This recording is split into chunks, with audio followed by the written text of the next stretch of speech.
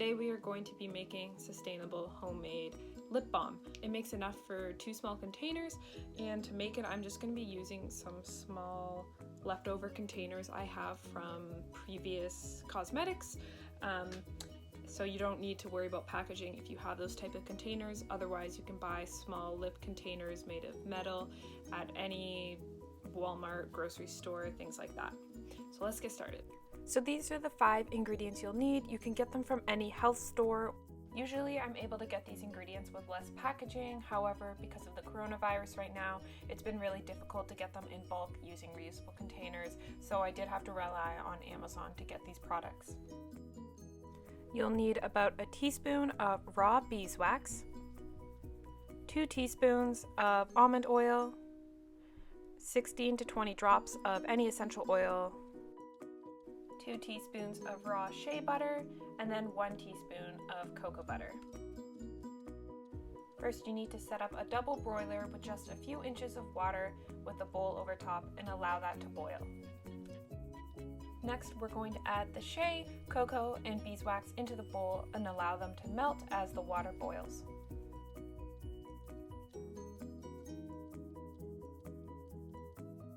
We'll then add in the almond oil and stir that up a little bit so it's completely combined.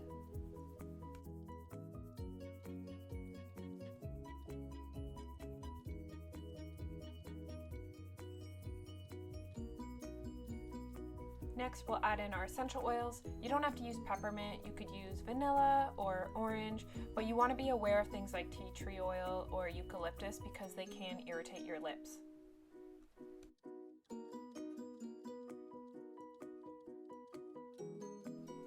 Now all that's left to do is just stir up the ingredients and add them into the pots. I recommend as you're doing this just to use a cloth or something to protect your hand as the bowl can be really hot, and if you're choosing to pour it like I am, just be really aware that you might spill it, so you want to be careful.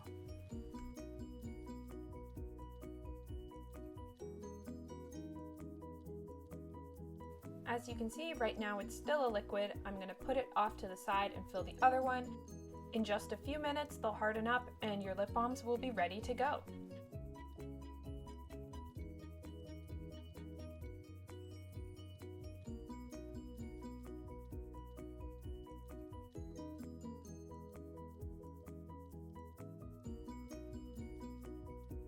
So now we've got our lip balm. It smells really good because of the cocoa and the peppermint. It kind of smells like an after 8 chocolate, which I love. And trying it out, it's really smooth, a little bit minty, it's nice. I think if I do it again, I'll add more mint because I do love mint, so that's good.